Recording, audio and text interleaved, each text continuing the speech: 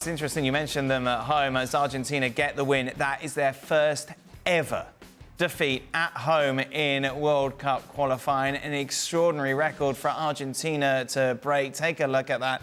65 games, this their first ever defeat. Now, this is what Messi had to say about what we saw pre-match. We saw how the police were hitting people, and many players had family members in that area.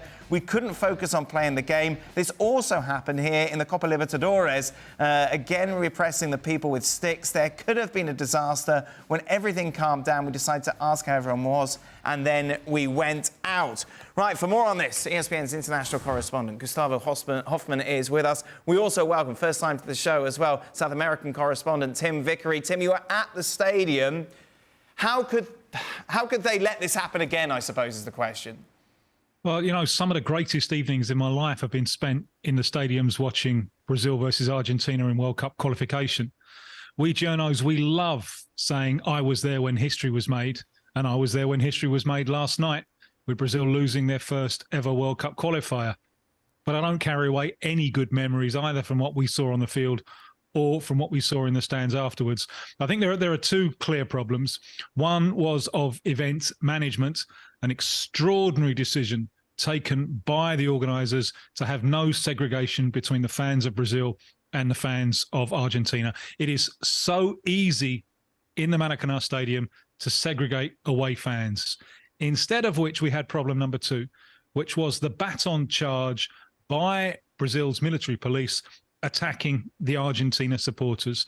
Now, this had all sorts of consequences, blood all over the place, people injured, and also the Argentine fans reacting, throwing those yellow seats into the night air and retreating. And obviously, we all know the real danger of the football stadium is you've got so many people in such a restricted amount of space. How many times do we need to learn this dreadful lesson? Because with the Argentina fans retreating, you had Brazil supporters in the corner who had nothing to do with any fighting. They're worried about being caught up in it. They're worried about being caught up in a crush. And so many of them are diving over the crash barriers onto the field. And it did look like a very, very nasty situation.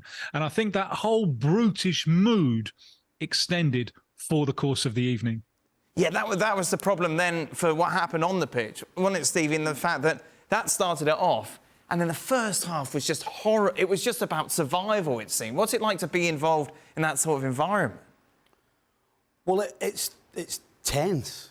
Yeah. Everybody's on pins. And so, regardless of what may happen, everybody's just waiting to react. And so that's why we end up with a game that's just full of fouls, confrontation, people falling over, just everybody on edge. And you could actually feel it sitting watching it. Yes. You could feel it. So I can't imagine how tense it must have been round the stadium, but certainly on the field. I mean, this was running the clock back 25 years ago when teams were allowed to just be physical with each other, and both sides were trying to, but because of the way the game's played today, there was some sort of restraint. I mean, a lot of the fouls were just stupid... Niggly, wasn't it? Niggly, stupid things, because they know that they can't really turn around and just kick somebody and think they're not going to get sent off. But, yeah, the tension was, you could feel it big time. Ali, you must have been involved in these sort of South American qualifying games that have this sort of tension. What's it like on the pitch when you realise this is what's going to be happening? Well, it depends on what kind of player you are. If you are a guy like Lionel Messi, you feel out of place. You're like, wait a second, this is now about a fight. This is very little about playing. We come into this match thinking, okay, well, how much of a difference is Julián Álvarez going to make for Argentina, or Lionel Messi going to make for Argentina? What kind of difference is Gabriel Jesus going to make for Brazil? Is Rodrigo going to be able to play the role that they want him to play, need him to play in order to score goals and create chances? Yeah, the name of the game was neither Rodrigo, Gabriel Jesus, Lionel Messi, or Julián Álvarez. The name of the game was Rodrigo de Paul. It was a Rodrigo de Paul experience, a Rodrigo de Paul special. It played right into his hands and extended to the whole Argentina team, because who's more comfortable playing this sort of game? Yeah. Argentina. This is what's very interesting about this group of players, is that they can outplay you, but if it gets down to a fight, they can outfight you too. And a guy like Rodrigo de Paul was the picture of this game, of the 50-50 challenge, of the hands in the face, of the niggly fouls, of the slowing down the play and frustrating Brazil, and then a yellow card here and a red card there. All of it without rhythm, all of it without quality per se. It was much more about how do we win this game by doing all the other things. And all the other things, Argentina does much better than Brazil.